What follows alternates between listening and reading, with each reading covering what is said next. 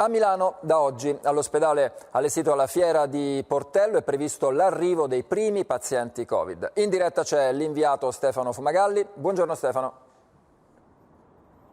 Sì, buongiorno. Qui all'ospedale Fiera Portello si attendono a momenti i primi pazienti. Questo è proprio l'ingresso delle ambulanze. Il policlinico che ha in gestione gli spazi di terapia intensiva, sono circa, ricordiamo, 50 i letti pronti, dice che trasferirà i malati da altri ospedali nel corso della giornata. In Lombardia è iniziata intanto la distribuzione gratuita di 3.300.000 mascherine che sono state date alle associazioni di volontariato. Di queste 300.000 invece saranno date alle farmacie, ma che non inizieranno subito la distribuzione ai cittadini perché prima vanno definiti i criteri per capire appunto chi sono le fasce più bisognose. E intanto a Bergamo, all'ospedale in Fiera allestito dagli alpini, altrettanto è iniziato il trasferimento dei primi pazienti. Allora sentiamo l'inviato Lorenzo Santorelli, poi Roma.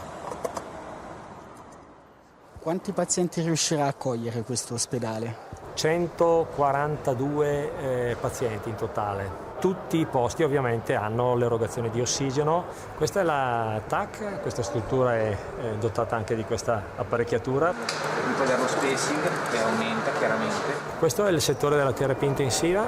In questo settore ci sono 12 posti letto, sono gestiti dal personale che ci è venuto ad aiutare di emergency. Il nostro team è composto da circa 28 persone tra medici, infermieri, fisioterapisti e OS, e gestiranno il reparto di terapia intensiva, cioè sono i posti che, come dire, scarseggiavano maggiormente e che sono stati occupati di più durante questa epidemia. A fianco del personale sanitario italiano anche una trentina di medici militari russi sotto l'egida del Papa Giovanni XXIII, un vero e proprio ospedale ricavato nei 6.000 metri quadri della Fiera di Bergamo grazie al lavoro gomito a gomito di alpini, artigiani e ultras dell'Atalanta. Da 2 settimane state lavorando qui, quante ore al giorno? Ma in media dalle 15 alle 17, dipende comunque dalla giornata, dal lavoro che c'è da fare.